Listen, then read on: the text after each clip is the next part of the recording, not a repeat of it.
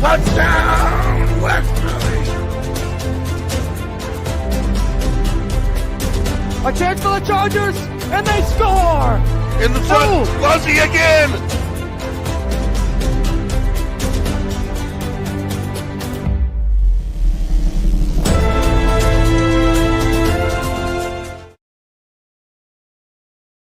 Good morning, everybody, and welcome back to Behind the Curtain with the Granite Theater. My name is Ben Barber. Today, I am joined, as always, by Nicole DiMattei. I always want to say... you always stress out about it, and you're always You right. know why? Because I'm always about to say Miliazza. Oh, well, you could say that, too. No. Do you? But have I told you why I go by DiMattei? Because you hate Arthur. I'm kidding. Oh I'm my kidding. goodness! No. Legally, my Hold name on. is The opinions. Hold on. Let me the put opinions. The opinions in this broadcast are of the participants and do not necessarily reflect their views of 321 Media or its sponsors, or I guess me. Anyway, continue. Thank you. Yeah. So Arthur, I love you. legally, my last name is Miliazza, but Arthur and I got married after I had already had quite a career, and him as well. So if you try to Google Nicole Miliazza, 3 pages of Arthur come up. And so I was like, you know what? I'm just gonna keep my maiden name professionally. So There you go. Yeah, that's There why. you go. But I am obviously okay if you called me by either name. It's all about the algorithm. Yeah, exactly. Exactly. And please introduce our guest today. Hi, this is Eric Naden. Hey, Eric. Hi, how are you? Good. Good. I assume that you have something to do with the full Monty. Just a little bit. Yeah, I played Jerry in the show. Well, there you go. Yeah, so Jerry is the lead. The show happens because of him. Mhm. And yeah, so Eric was in 1940s Radio Christmas Carol, and he was in Drowsy Chaperone. That's when we met you, Drowsy Chaperone. I walked into that audition, not really knowing that show much. Oh my gosh. I spent about 20 years more in live music performance than theater. So I came back a couple years ago with The Wizard of Oz, and then I wandered into the Granite, and I read the description of the show and it sounded interesting. Actually, I hadn't known all the characters. So at first I was thought, oh, the gangsters sound fun. I didn't know the Tall Brothers joke at the time. And then when I got offered Mr. Feltzig, I was like a sarcastic or someone who's on edge and unhinged. Yeah, that sounds about right for me. I'll give it a shot. And here we are. Yeah. So no, it's great. And yeah, Eric also plays the upright bass, which is what he played in the 1940s Radio Christmas Carol as well. So bass in general. Bass in general. Sorry. Bass guitar and the upright stuff. I went to school for that. That's the only reason I bring it up. This is so incredibly silly, but I was going through an old SD card yesterday that I was going to delete everything off of so that I could give it to someone to use for things. And I was looking on it and there was a bunch of crap. And then there was a performance from Fall Fest a couple years ago, like 6 or 7 years ago, with Tom Wopat, Luke Duke from the Dukes of Hazzard. And also he's been on Broadway, Hello Dolly and stuff. But the bassist of his band that night was John Arbo, who's mostly a bassist, but also was in Sweeney Todd. Okay. In the 05 revival of Sweeney Todd. Which you love. You love that one. I love that one. It's my favorite. I don't like the set. I don't like the sets and stuff. I don't like the original Sweeney Todd. I like the John Doyle version. So I spent... I was trying to rush out the door and delete everything, and I was like, it's going to take me 45 minutes to get this entire concert onto my computer so I can back it up before I delete this file. I'm going to do it. I'm going to just text them and tell them I'm going to be late. I'm going to do it. And I did, because playing the bass and acting in a musical is cool as hell. Well, thank you. I appreciate that. You're welcome. So it's interesting just coming from the support role element, because when you're playing bass, the expectation is that I think the best analogy someone gave me one time was you're driving the bus. Yeah. Because you're responsible for everything going around you. You're listening to everyone else is doing, and you're keeping check on some people's ego sometimes. So then when you get a chance to kind of get out there on the front and do the leading role, it's just a little different, because you're thinking that support role thing. It's like, but I'm not responsible for that. But you still kind of try to feel that way, because it's like, it's still the team, it's still the group as a whole. And that's still my approach to it. Is not like, well, everything's got to go revolve around me. It's like, no, it revolves around the show itself and that kind of thing. That's a bass player's thought process. Yeah. Well, I mean, but it's good. It's good in this show because the 6 guys really, really need to support each other. There's a lot of like duets. There's, I mean, obviously a lot of scenes, and then there's the whole, the striptease. Yeah, you have to do that together. Mm-hmm. And there's a bit in the show where one of them doesn't want to do it, and the other's like, well, then I'm not doing it. But they all come together in the end. Johnny Boy said, "Yeah, we keep Eric in check." Johnny Boy. Oh. So yeah. So Eric, tell us about Jerry. So first of all, there are only 2 weekends of the show, and we open this Friday. This Friday. There are 3 tickets left for this weekend. Mm-hmm. The whole weekend. I think it's 1 on Friday and 2 on Saturday, which is amazing. And I think excluding the Thursday show, I don't think there's more than 20 available. Yeah. So yeah, we added a Thursday show, and I still think there's maybe 80 tickets left for that one, but for the most part, that's about it. So Now, was that this Thursday or next Thursday? Next Thursday. Yeah. I was like, We did not add a show before opening. We're not that good yet. But yeah. So tell us about Jerry. So Jerry is in his 30s. He's part of the group of guys that have lost their jobs because of steel mill shutting down. The show originated, I think, was it 99 was the script was written? Yeah, and then it was on Broadway in 2000. So something that was contemporary at the time. You had a lot of not just in, say, Buffalo, New York, but then you had places like Bethlehem, Pennsylvania, and Detroit through the 60s, 70s, and where all these auto plants and steel plants were shutting down. So what do they do after they lose their jobs? And in Jerry's case, he also has the issue where he's divorced and he has child support payments that he's behind on. So this is where things kind of come into the motivation for doing the striptease. So one night, while kind of invading the ladies' night, and they discover what these women are all excited about, these Chippendales dancers, the possibility of making a big night's score, basically a lot of money in a rapid way, just because of the fact that he's only gets 2 weeks at some point before he has to meet a deadline, or he loses joint custody of his kid.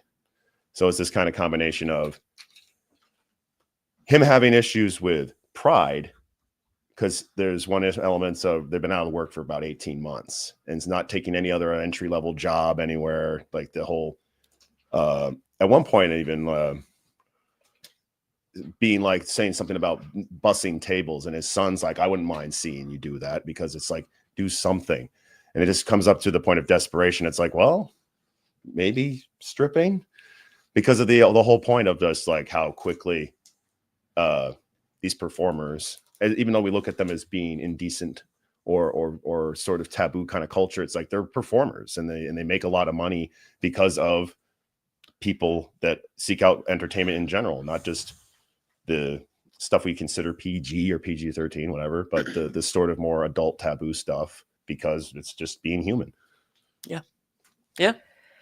And it is like, so it's so realistic, because they don't want to take jobs that they don't feel are worthy of them or their experience. And I've encountered people, like obviously in theater, a lot of people I know, theater and writing, lost their jobs during COVID. And I saw that, where people are like, but I was here, so why would I accept a job here? I'd rather be unemployed. But at some point, you can't do that anymore. And there's so many like real moments in this show that are so beautiful, and that you just can relate to.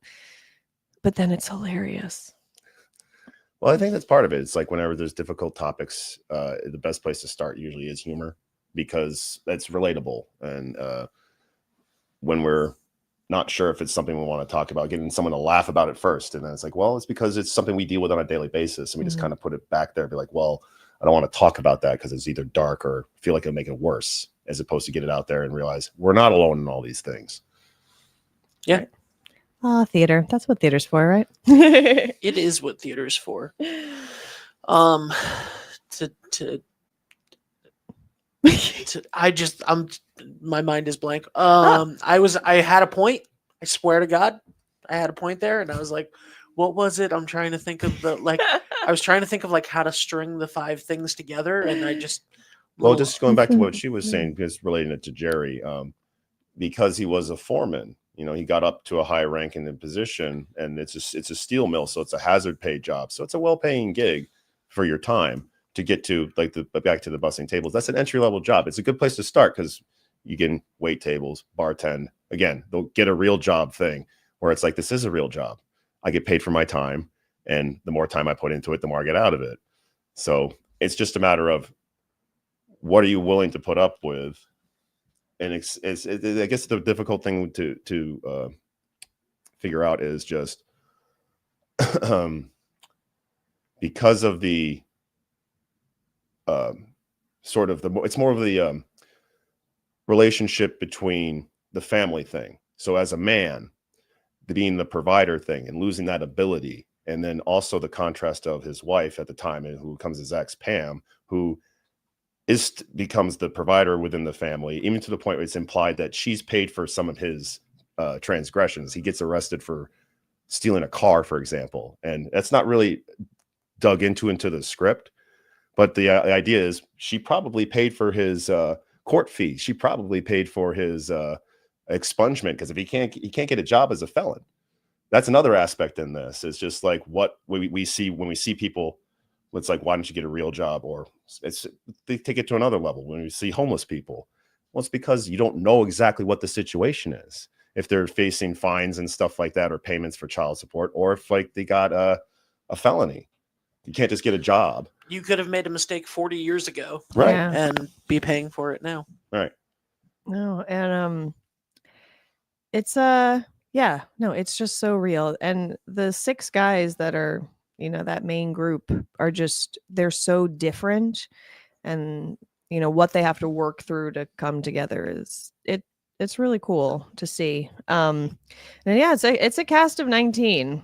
It's a big show, and there's a car. Yeah, it's some interesting set pieces, which makes for part of the fun of the whole presentation of it. Because one thing I like is it's a continuous show, so there's not a lot of this blackout interlude setting up and stuff. It's trying to keep the momentum going throughout the entirety of it. I have a technical question. Please. Where backstage Yeah, are you able I to know. put that car? No, so it is, for those that have been backstage, it is backstage left, and there is no room. There's just it's like an aisle for you guys. Because the car ended up being a little bigger than originally planned. Yeah. So it is like a 9-foot. Because like I said, I've used a golf cart as a car before for Greece, but we did it at Westerly High School, and we had the ability to put it in the music wing and then drive it down and drive it on stage. So it was able to get out of the way for the show. And by the way, that was during the summer, and I'm not sure if anyone knows that we drove a car through a golf cart through the. It's fine. It's fine. Send your hate mail to I don't know who. Not me. Great. Not me. Not me. Anyway. I mean, it's just like anything else. Once you figure out how it's supposed to come out and then get struck, you just got to work around it from there. I mean, once it's struck, I've been using it for a clothes rack, so it's quite convenient for that, for me doing quick changes, because there's a lot of that going on. But again, and quick unchanged. Yes, indeed. But any of that Never stuff adds a lot to it. Like I was saying, like the continuous nature of the show, because like even when that comes out, we're in the middle of a scene, and that stuff comes out, so it seamlessly walks into that scene, and that seamlessly goes off. So it's not necessarily like a big to do, like, all right, we're gonna take 5 minutes to set this up and 5 minutes to tear it down. It's like, no, it's on and it's off, and it definitely adds to it. What is happening out there? Just making sure it's Just not not my you. Yeah, car. I know. Yeah. I was like, wait, should I double check? I don't think it sounds close enough. But Yeah, people can hear it. Yeah. I'm like, can they hear it? Yeah, they can. Anyway, sorry about that. Yeah, and because of the lack of room, all the cast is doing this set changes, which is, it's choreography in itself and multiple days of rehearsal for that. You sign up to do a show and you're like, I'm just gonna act and sing and dance, and then we're like, okay, and also now there's this whole like show that happens when we're in blackout, which is cool. It's it's really neat to see it all come together. And I've been having a blast because we we got the new lighting rig in, and It's definitely fun. yeah. And when we put the lights up, we moved the few color LEDs we had, and we got some moving lights in, which is really exciting. We have 4 now, and they were all, all money was donated for them, which is spectacular. Thank you, Amy and Don. And they are so much fun. Like, they change colors and they move around the stage, so they can act as spotlights. They can we have a scene on a fire escape that is not spotlight. It's not technically like in our realm of lighting, but the moving lights move over and light him, which is, that's really cool. But yeah, so how was this experience different from Drowsy? Because that was another big show. Well, I mean, everything is always different, right? I always like the expression. It's not that anything's better; it's just different, right? Because there's different casts, different crews, different shows. I mean, because that was a one act, and it was a sprint. Basically, it's like one thing to another.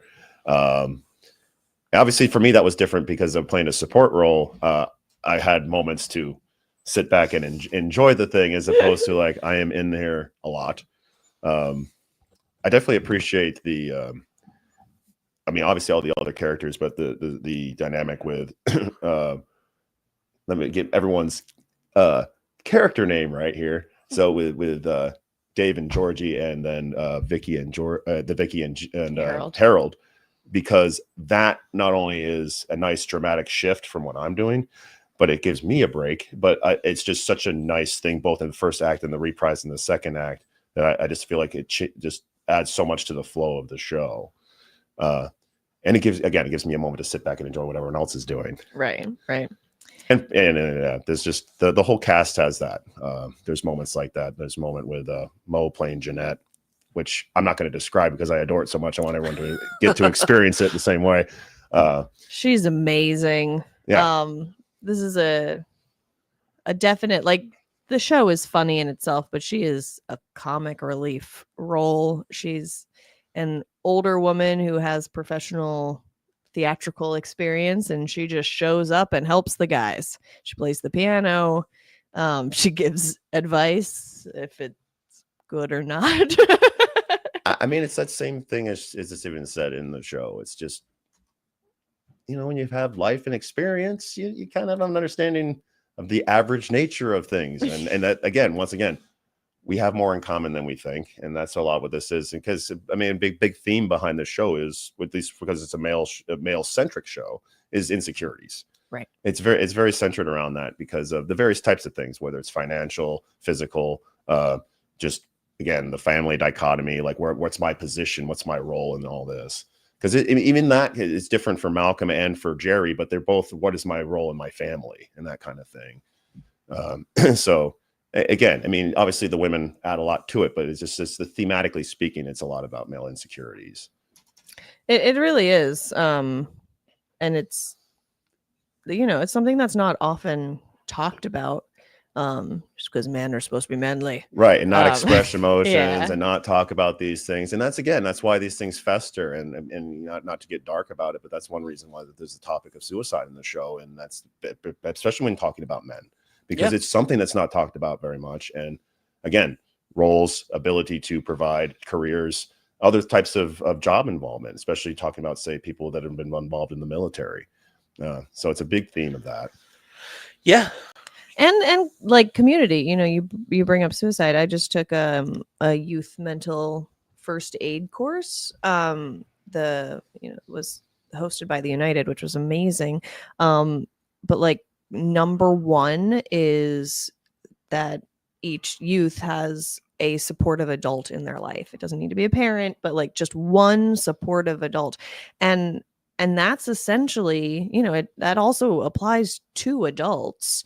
And that is what happens in the show. They, you know, they bring this person in and he has friends, and it's like, oh wow, I am not alone, right? Yeah, that's essentially my feeling with that whole number. Is it's not, I mean, because it can get that dark humor sense of things, but the whole point is someone who's feeling isolated is not alone, because there's the two of us just making jokes about it. I know it's like, how can you joke about that? Well, because I feel the same way you do.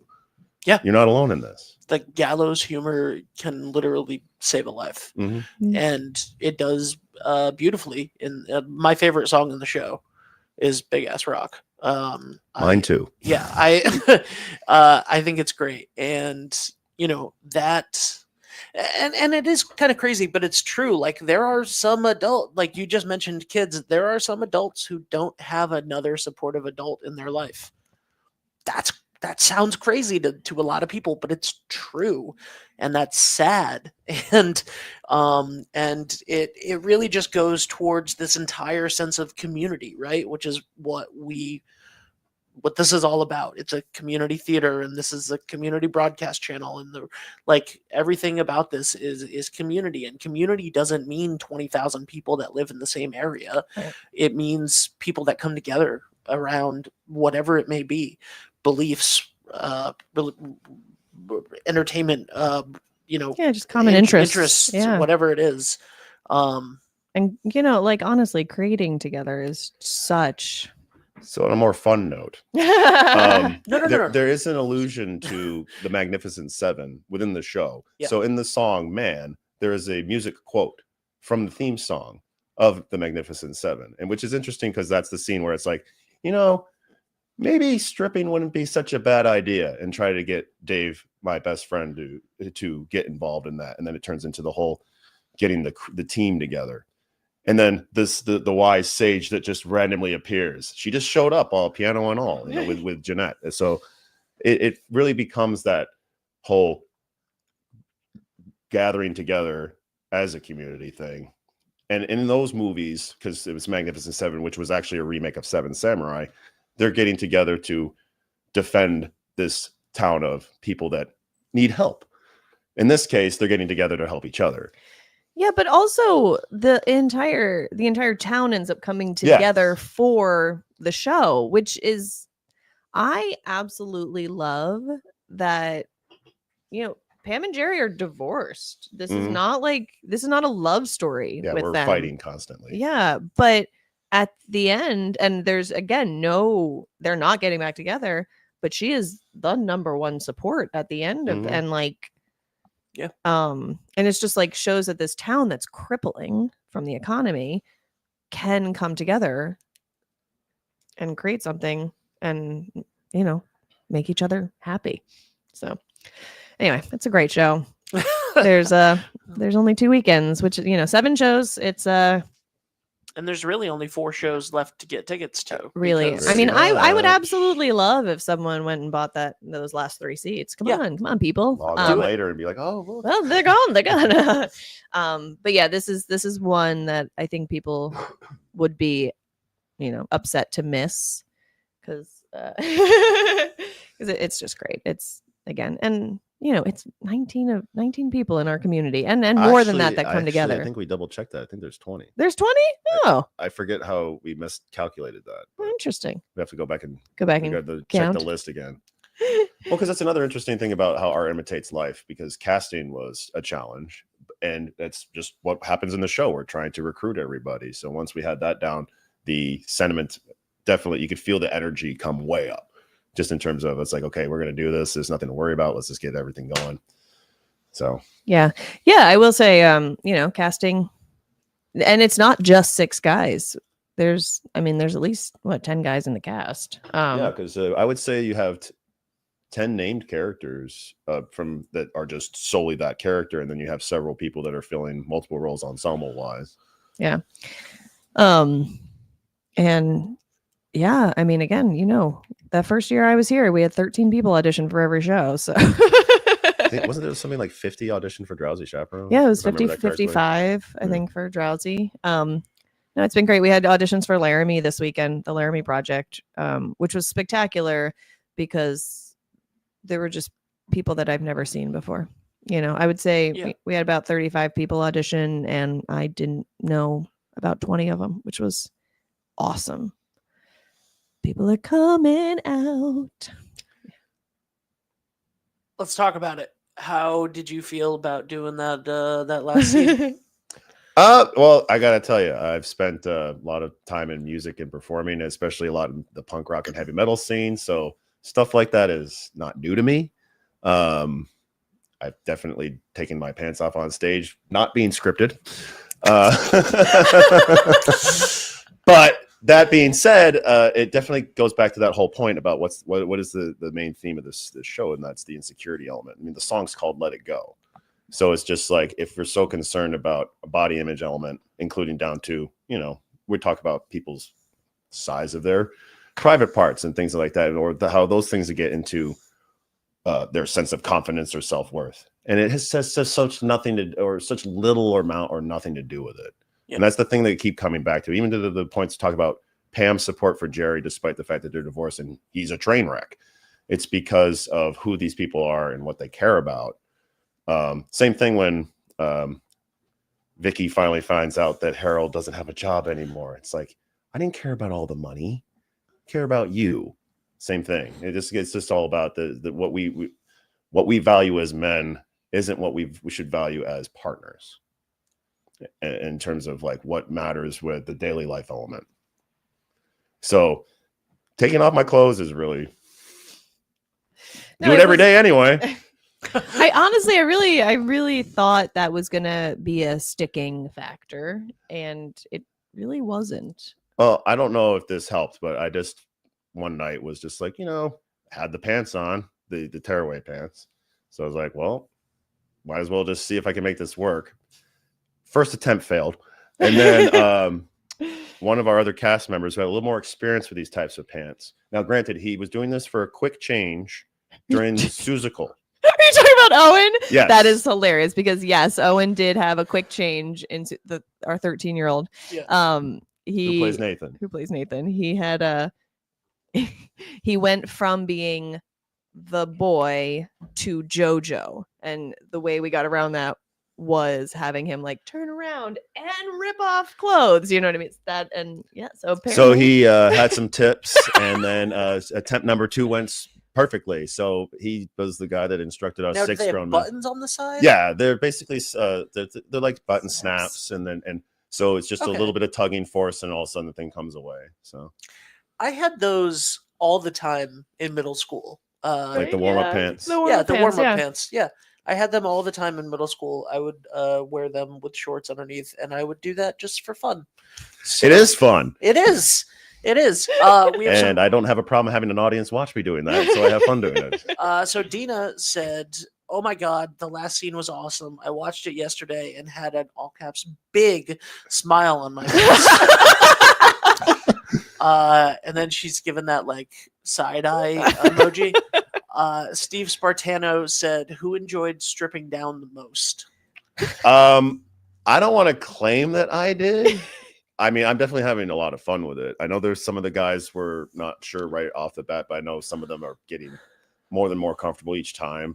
It's so funny because I feel like you all have really gotten into your characters, because like when I met Jomo, who plays Horse, and we talked about this scene, he was like, "Oh, it's fine. Whatever. You want me to do the full Monty? Yeah, I'm good with it." But his character is the most hesitant in the show. And so you see that, like, and I mean, he's acting, but it's really great. And I keep forgetting that like he's really comfortable with it, because his one line is, "Do we have to?" Well, I don't want to reveal what I have to do. That there's something that like there's something I have to do that I hate worse than taking my clothes off.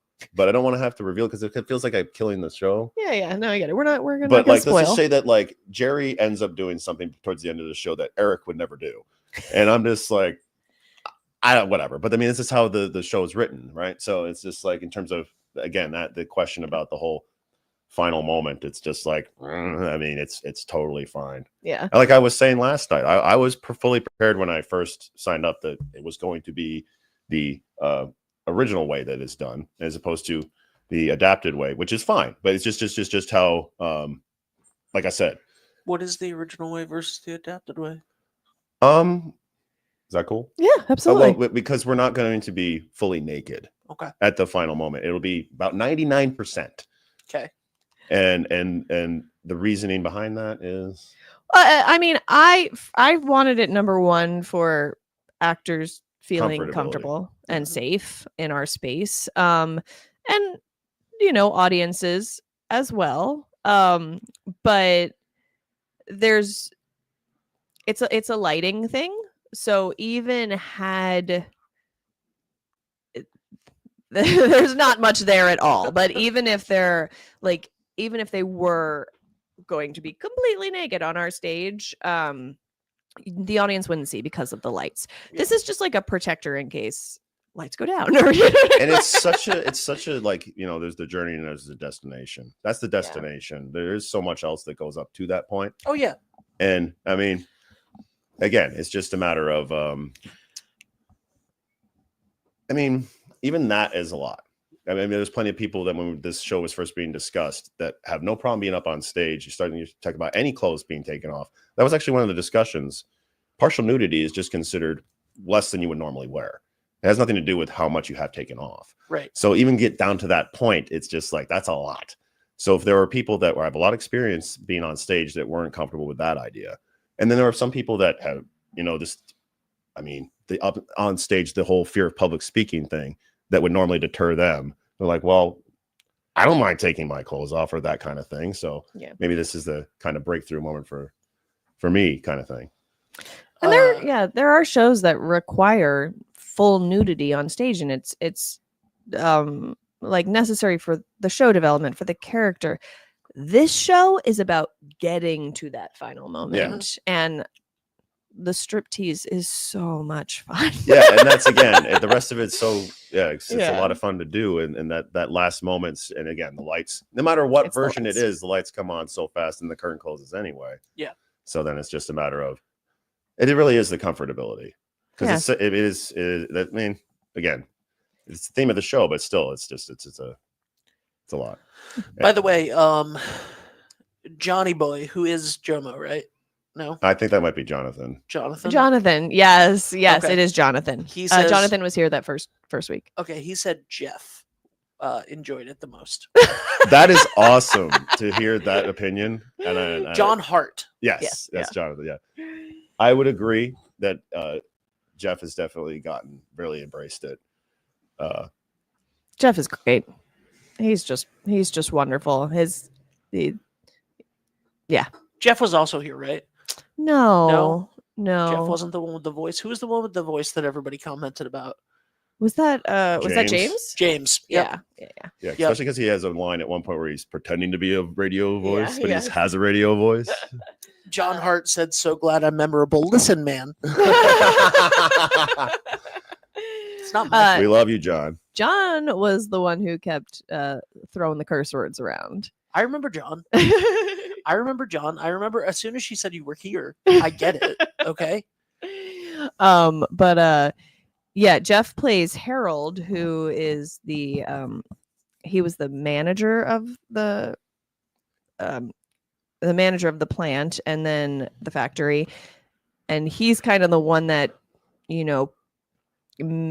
cost efficiency, right? Like budgeted the plant closing, and then he ended up losing his job too. As happens, but he's a ballroom dancer, so they accidentally run into him and then convince him. Right, you have to help us. Recruiting the team thing, even down to someone we don't like, but guess what? We're in the same boat, so I guess we should try to work together on this one. And they end up being friends at the end. Of course. Any other comments? No, that's it for Wow, now. that's it? Come on, Yeah, I've people. only alienated a few people here, so I might as well just alienate more people. Listen, guys, I think Benny is the good guy in Rent. Moving on. Once again, being from music, I'm more familiar with La Vie Boheme. So um, so okay, so we have 3 tickets left for this week. We added another performance next Thursday. Yeah. There are still tickets left for the second week of the show. People should go to granitetheater.org right now to grab those up. And also, guys, you got like days left. Get your season tickets in. Days, yeah. Oh my gosh, days. Wow, that's crazy. I am like I saw your comment, by the way, on a camera that yes, that $850 camera. Yeah. 4 season tickets. Yeah. But yeah, no, and like it, if you're gonna get, honestly, so many people will not get to see this show. So many. But season ticket holders automatically get to see the show. Yeah. And it forces you to get out to the theater. It forces you to get out and, you know, support your community, support the people in your community, and support the businesses in your community. And yeah, so season ticket, $210. 7 shows all year. Plus we have that backstage pass, which was super fun. We did yeah, the open rehearsal. Yeah. When Wow. when are dress rehearsals this week? Today. So today is technically a tech run. Yep. Tomorrow is also technically a tech run. And then Wednesday and Thursday are the official dress rehearsals. That being said, I think tomorrow will be a dress rehearsal. Nice. Because tech went, you know, we got through what we wanted to get through, which was amazing. 237 lighting cues, and actually more because there's some 0.5s and 0.3s and 7s in there. But I don't miss that. I really like, it's been a lot of fun just because of the new lights. It takes way longer, but it looks so good. Now, Yeah, do you it think really it'll does. take longer every time, or just getting used to the new lights? So there's definitely a learning curve, especially with the movers. Programmable instruments. But when you don't have color changing lights and when you don't have moving lights, there's not much you can do. So it's, I'm going to light this area, I'm going to light this area, I'm going to light this area. And so it just moves faster. But when you're actually getting to add creative design to it, oh, this scene feels like it should have this much color. That, you know what I mean? This scene feels like the lights need to be a big part. This scene feels like the lights need to fade into the background. It's not about the lights, you know? Yeah, yep. As opposed to, like, I mean, you know, outdoor theater is the easiest. So it does, like, you know, it took me maybe 3 hours to program the first 2 pages of the show. Oh wow. Yeah, but then the other 106 pages, you know, took 9 hours total, right? I think I probably programmed for 12 hours. Dina said, "Wait until everyone sees the movers. They're so cool." She was very excited yesterday. Well, She's like, "They're going around." They get featured early, so they'll see them. They do get featured. They might get distracted, but they'll see the lights. Once again, I won't say why. Yeah. The show starts off quite strong. Awesome. Yeah. And Yeah, then go ahead. and then we had a production meeting for Tale of the Allergist Wife last night, which is the next show. Very, very different, but it's comedy. Super different and interesting, and our cast is spectacular. Oh my gosh. You know, like when you have 20 people in a cast,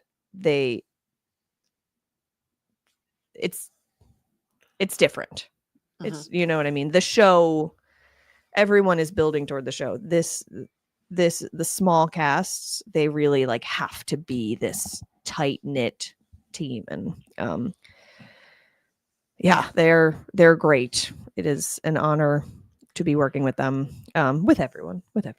You guys are spectacular too. Well, that's not like you're directing that one, right? I'm not, yeah. Yeah. I'm just choreographing full Monty, so I don't get to hang out with them every day. But Do you like shows with big casts or shows with small casts better?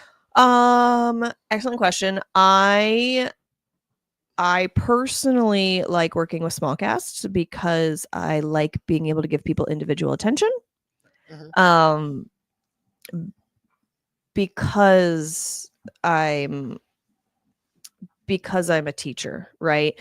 And when you have a cast of 20, I can't spend individual time with everyone. You kind of have to like pick and choose what's the most important, right? For the whole of the show.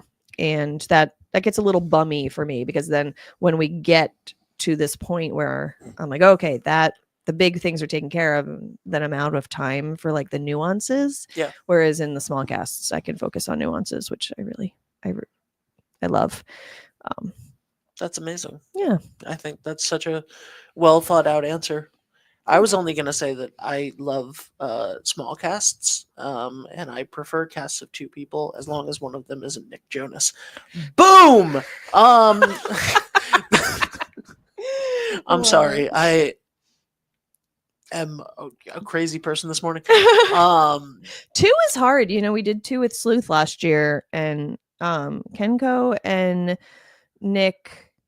Gosh, Nick, what is your last name? Why do I always forget last names on this show? I don't know. Nick Perry, there it is. Were spectacular. Oh my gosh, that show was amazing. But dear Lord, the amount of work that they had to put in, they're so open and raw. I think like 5 or 6 is the sweet spot for a cast, honestly. I agree. My shows in New York were all 4-person casts, so that's kind of where I loved to work. But ooh, and title of show is title of show was 4. Yeah.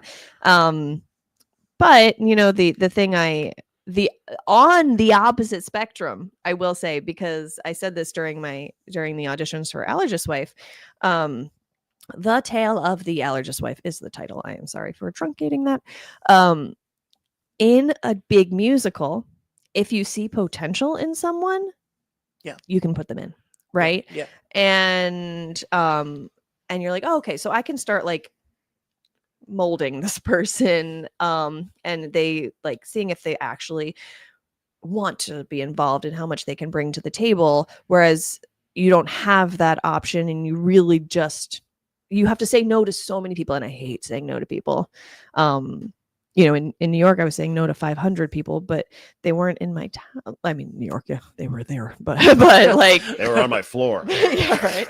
But like this is my community, and I want everyone who wants to be involved, and it is really hard. And we're seeing that with Laramie too. We're gonna have to say no to a lot of people, even though it's a cast of about 15, and it's hard because there were so many good people. Yeah. And at a show like that, there's no ensemble, right? In Laramie, it is. Oh, right. But in Laramie, it is an ensemble. No. I know. I mean, like in Allergist Wife, there's no ensemble. Yeah. Exactly. Sorry. Whereas for there's a large ensemble in Full Monty, so we were able to, there's just stuff you can't do unless you have a lot of people. So the difference is the type of show. So it's something, again, making music analogies, like the difference between playing in a trio versus an orchestra. I mean, you're responsible for more. You have more versatility when you're just 3 of you. But when you have 100 people, well, you're going to need someone in front to keep all 100 people in the same playing the same piece. But what's really cool about that is you have 100 people playing the same piece. Yeah. So it's just kind of the same thing with a large ensemble show versus a small ensemble show. It's the big group numbers and how we do things as a whole, where it's like, this would be very challenging to do just out of nowhere with 20 people. You'd have to rehearse it. It's not like, well, we just start improvising a scene with 15 other people, see how that goes. Yeah, no, and there's a lot more that goes into cleaning, right? Yeah, but it just adds so much to what you're seeing as an audience member when you have so many people, and it's got to be Yeah. Yeah. in sync with itself, as opposed to just like really getting to see the personal expression of each individual on a smaller cast. Because I did go see Sleuth, and that's the thing I was blown away with, because just the high level of emotion that they were conveying from The start to entire finish, it never came down. So that kind of performing versus like we have these big ensemble numbers where it's like, well, thank goodness it's intermission because I need to take 5 minutes to catch my breath. Yeah. That being said, when you can, like, I don't think that there's anything more intoxicating as a director than making a little moment in a big musical. Like taking if you can make something intimate inside of a big musical, Mhm. it feels so beautiful to have that moment of intimacy of just that actor in the audience, or the couple actors in that scene in the audience, or whatever it is inside of the chaos, is really something special. It really is. And you know, it's unfortunate. This is kind of what I was talking about. That is something that usually gets saved till the very end, because for the audience experience, you need to make sure that the bigger numbers, like the flashy stuff, Mhm. looks good before you know an audience. An audience will accept a lot, right? Yeah. And I do that so many times where I'm like, I understand that I'm the only one who's going to notice this, but you know, me and 3 other people will be upset if this doesn't Mhm. get to the next level. And that's, you know, I want to make sure to give those 3 people a good, the best experience possible. But yeah, so I agree. There are those like those moments in musicals are so beautiful. But you know, you do need to weigh your people need sleep and maybe a day off. Yep, absolutely. This is a terrible off topic thing. Just a quick question. Have you guys ever had a friend, and I'm not suggesting that anything at the Granite is bad. That's not what I'm saying right now at all. In your life doing theater and performances, have you ever had a show where you went like where you saw your people after, right? Your friends and family that came to see it. Have you ever had a show at any point, like high school to whatever, um, where where you were like, "What'd you think?" And they were like, "That was not good." Has anyone ever done that to you?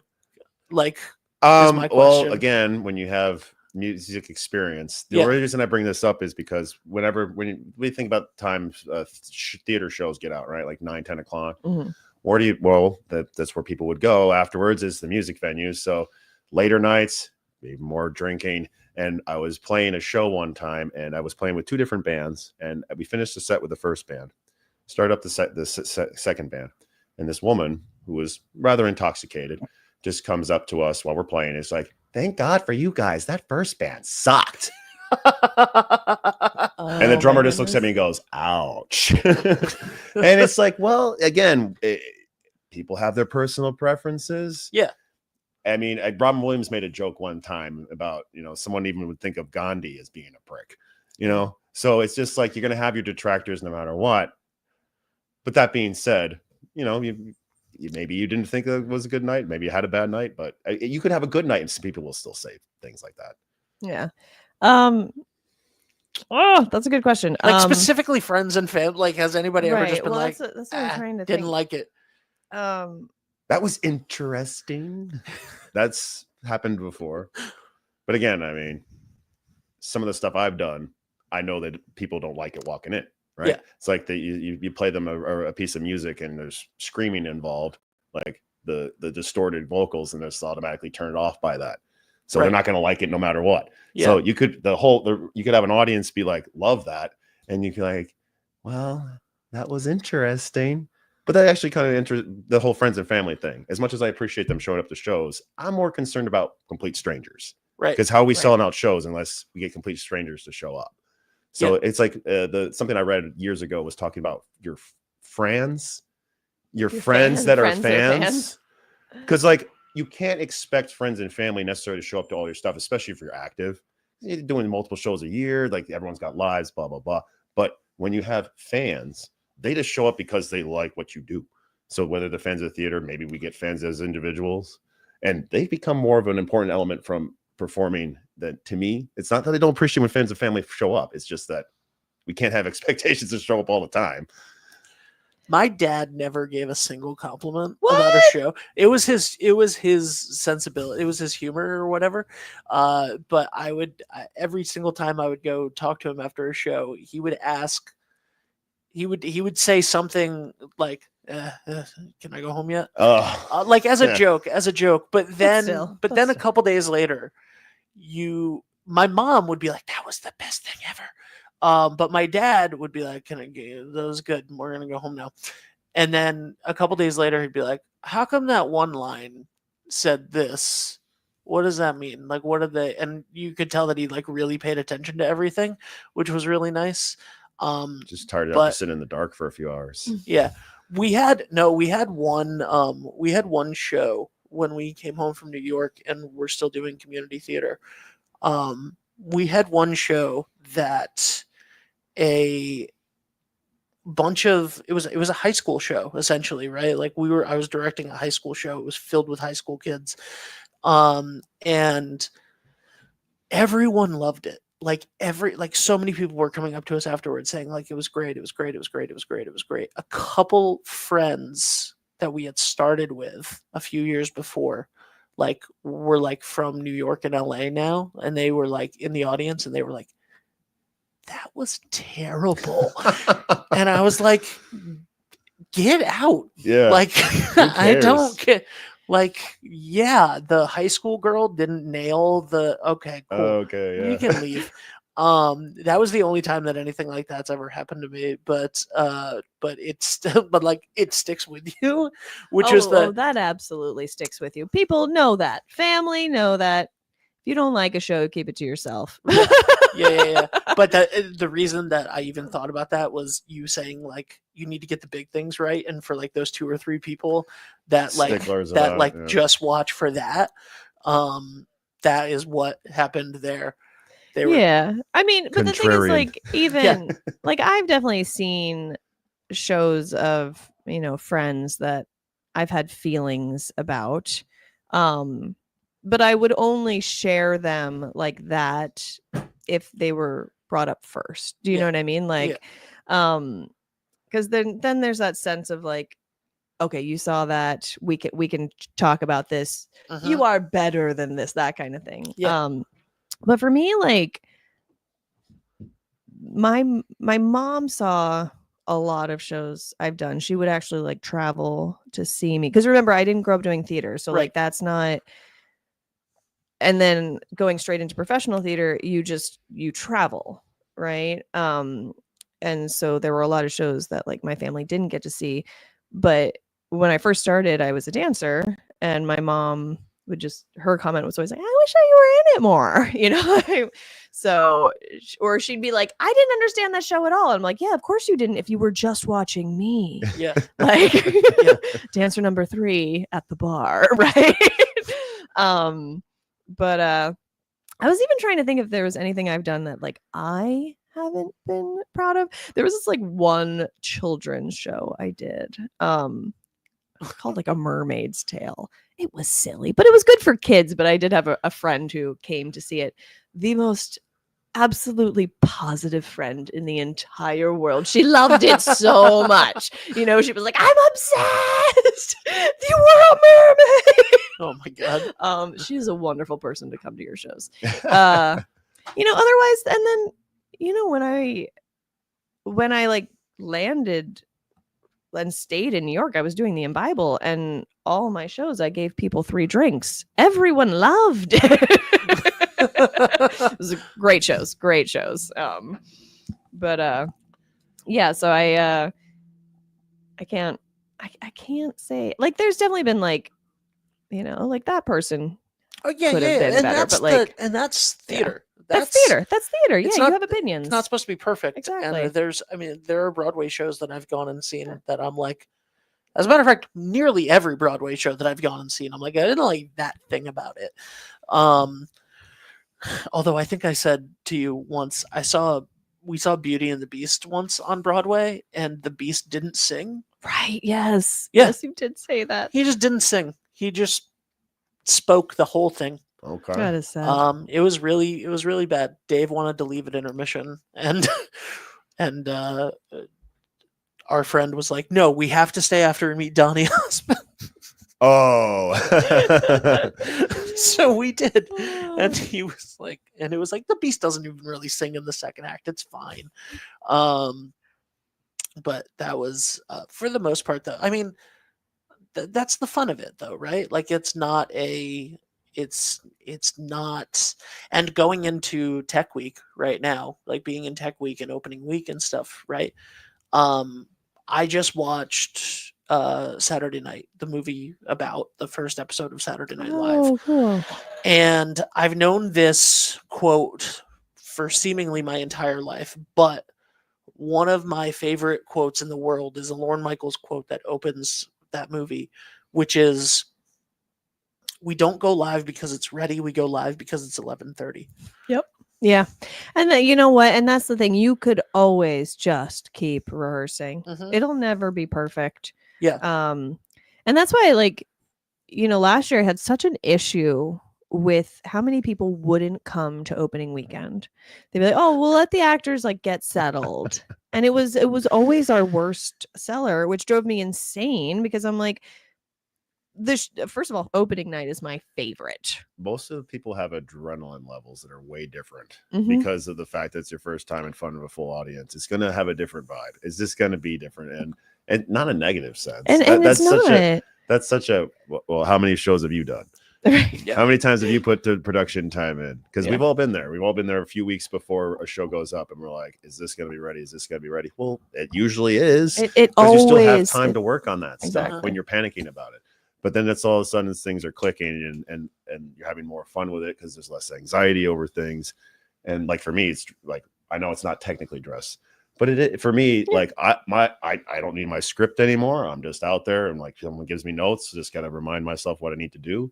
And it's just about putting on good shows at this point. So it should be fun. Yeah. And if something happens, then we'll fix it. Yep. So yeah, the difference between like a tech run and then a dress rehearsal. So tonight and tomorrow, we still have the ability to stop in the show. Yep. Come Wednesday, we will not stop. We will give notes after. Right. And unless it's a safety thing, obviously, if it's a safety thing, we stop, and we would do that. We would do that during a show anyway. Luckily, it's not Spider-Man. Luckily, it's not So- Spider-Man Turn Off the Dark. Yeah. See, I don't know much about theater, but I know that Spider-Man Falling is definitely not Yeah. a good sell. Yeah. We have John, first of all, said, as someone whose favorite song in that show is "If I Can't Love Her," I would have been so disappointed. Yeah, man, it was terrible. "If I Can't Love Her" is the best song in that show. Maybe "Home." Anyway, Home is great. we once did a show actually, thinking about like how things are never perfect and like comments of stuff. We did a show called Talk Radio, which I love and Yes. would love to do that again. The Oliver Stone thing, or is that something else? Yeah, I think it was a movie by Oliver Stone. Eric Bogosian is the author and played the lead character. So we did a version of that, and we borrowed some flats. It was one of those things, doing community theater without a home was like wherever we can show up that weekend and put it up. So we had like 2 hours to put the set up, and we borrowed some flats from Cherahoe High School that I knew and have used many times before, and they've always looked like wood paneling. Apparently, for some reason, the show that they did at Cherahoe before this was over 10 years ago. Apparently, the show that they did before that, they painted them a really weird green color. So all of the flats were green. So we made the entire recording studio out of these green flats, and we had the radio window and whatever. And after the show, Dave's dad, whose opinion meant the most to me. He was the theater director in Westerly for 34 years. He goes, loved the show and loved how you made the set out of those gym mats. And I was like, gym mats? What the is he talking about? And we looked at the footage because we filmed it. We looked afterwards, and from the audience with the lights on, the way that these things were painted looks like we took a bunch of old school gym mats. Oh my gosh, that's hilarious. Which would have been the dumbest set to ever make. Like, it would have been the dumbest thing ever. But he was like, loved how you made the set out of those gym mats. And I was like, I don't know what, but it really looked like that. But we just had no time to figure it out or do anything or paint anything. And so anyway, I think that's the most unique comment that I've ever gotten. And I need to redo that show now just so that we can make it with a real set. Or no set even. Or no set. Yeah. I love no set. But anyway, I love no set. I love no set. Me No too. set's my favorite. Me too. I'm such a minimalist. Well, you talk to a punk rock person, which is very minimalist. Do you prefer? I mean, not prefer. Obviously, music is going to be your first love. There. Well, that thing is, But- I started performing music when I was 5. Yeah. So that's just kind of where I started at. And then I did theater when I was growing up as well. So youth program stuff was a big deal to me. And it was just I was living in Austin, Texas for about 15 years. And I wanted to try to get back into theater stuff. But then, moving around, COVID happened. And it's such a transplant city that a lot of people migrated out after that. And so many of the venues shut down because of you don't have patronage, you can't stay open.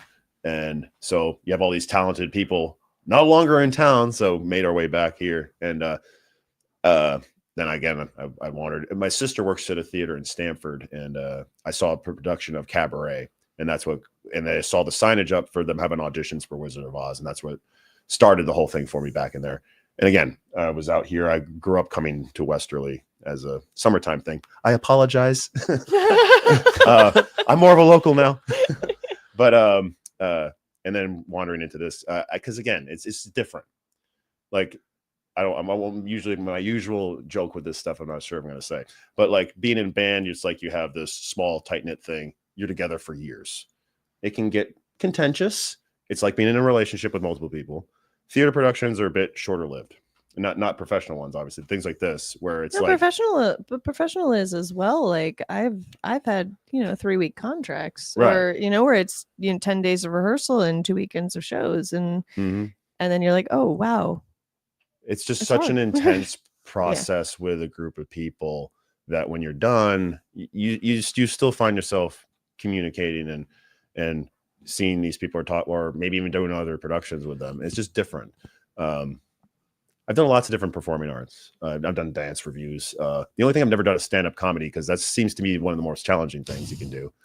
That's a very solo you thing can stand as well. up there with instruments and make a lot of noise and get away with a lot. Yeah. But something talk about exposed, things like that. So I think it's more just enjoying performing arts as a general rule. I think one thing that was cool, I went to Berkeley up in Boston, and it was a predominantly music school. Humble brag. And I'm kidding. What's that? Humble brag. I said Humble brag. I'm kidding. I love how people It's always very say impressive. that to me when I say Berkeley's that. amazing. But the thing that was fun was that in the recent years they merged with Boston Conservatory, which brought in classical music, dance, and theater. So now it's more of a full-on performing arts school. So even that sense of things, where it was part of what I did too. They wasn't available. I mean, they had this thing called the Pro Arts Consortium when I was there, so that you could take classes at the different art schools just by being a student at one of the other ones. So I could have taken classes at Emerson. I could have taken classes at Boston Conservatory, New England Conservatory, things like that. But now, because of the merger there, it's not just the music productions we see all the dance and theater productions that they put on, which is pretty cool coming as an alumni. Love it. Yeah, and speaking of the youth programs that you were involved in as a child, we have auditions for Peter Pan Jr. in 2 weeks, March 12th and 15th. We have a ton of kids signed up. Will they fly? We will make it look like they're flying. Okay. No Spider-Man Turn Off the Dark. No Spider-Man Turn Off the So, Dark. great. Exactly. Yeah. Exactly. Listen, I've seen a lot of productions of Peter Pan Jr. and none of them have had the kids fly, and that's a good thing. Yeah, it's That's a safety thing. That's a good thing. Yeah. You don't want that to happen. That's amazing. Yeah. So, okay, check out everything granitetheater.org for upcoming productions.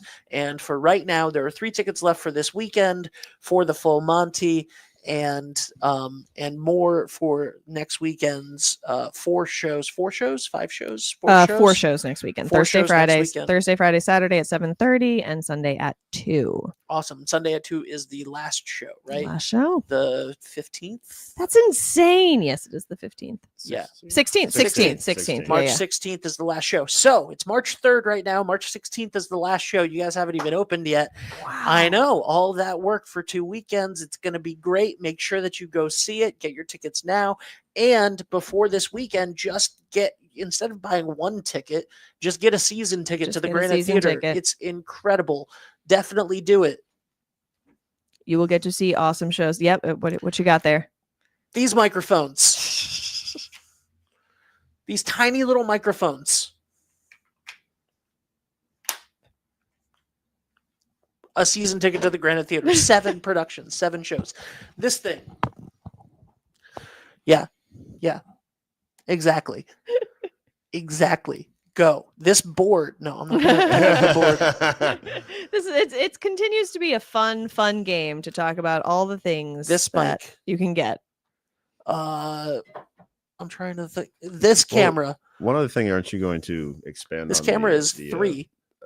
Open rehearsals. Yeah. So yeah, we'll talk about that quickly before we sign off. Mhm. So we have this backstage pass now, which means that people are invited to a rehearsal about 2.5 weeks before the show. We opened it up first to our season ticket holders. We opened it up first to our season ticket holders. So our season ticket holders had a chance to see all of them at, a discounted price. But moving forward, we'll open it up to anyone who would like to attend. For $10, you can come and spend an hour and a half at the theater, watch a rehearsal, and watch watch us actually fix things and work scenes, and then do a little Q&A, meet and greet, and so it's really cool. We had such a good time, and I feel like the cast and the audience at the last one both learned a lot, and I love it. I love teaching theater to people and all things theater. That's what I got. I love it. Thank you, Eric. This is my least favorite and favorite one. These 2 tiny USB sticks, both of them together, season ticket. How is that possible? These are like 105 each. Wow. A carton of eggs, season tickets. These days.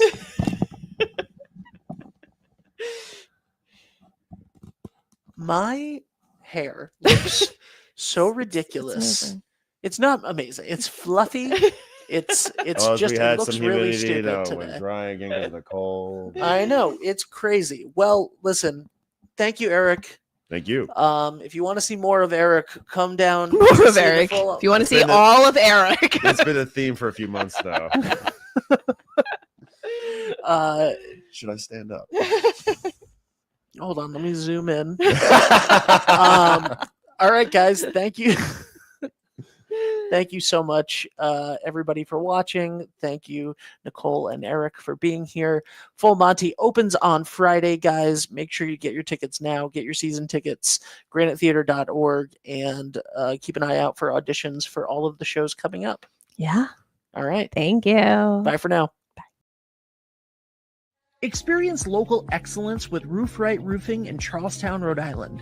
With over 40 years of unmatched expertise, Roof Right specializes in architectural shingles and holds the prestigious title of GAF Master Elite Installers. Known for their commitment to the community and support for local initiatives, Roof Right is your trusted partner for all of your home's roofing needs. Call today for a free estimate at 401-212 4140. Hi, this is Dan from Lathrop Insurance. In this challenging insurance environment, Lathrop Insurance can be your beacon in the storm to help you find the coverage you need at the right price. Now, more than ever, you need a partner in the insurance industry that can work with multiple carriers to make sure you have the right coverage at the right price. Lathrop Insurance carries home, auto, and business insurance and can be reached at 401-596-2525. We've been supporting the local community since 1939, and we look forward to working with you. What's going on, everybody? It's Patrick down here at the Wireless Zone at Dunn's Corners at 224 Post Road, and everybody down here is getting the brand new iPhone 16. We have it here in stock. The best part is right now, if you trade in your old phone, you get it for free. We got deals all weekend, awesome savings. Come on down and see us, 224 Post Road, Dunn's Corners, Verizon Wireless Zone. We'll see you soon. D&V Mechanical specializes in the installation, maintenance, and servicing of Mitsubishi Ductless mini split heat pump systems. We are certified by Mitsubishi as Diamond Elite Contractors and factory trained and up to date on the proper procedure of the installation and service of Mitsubishi Ductless heating and air conditioning ductless heat pumps. We assist with the paperwork to reduce much of the stress-related documentation required to get the state rebates and federal tax incentives. We are not a jack-of-all-trades, master-of-nothing company. We are masters of ductless heat pumps. It's what we do, and it's what we know.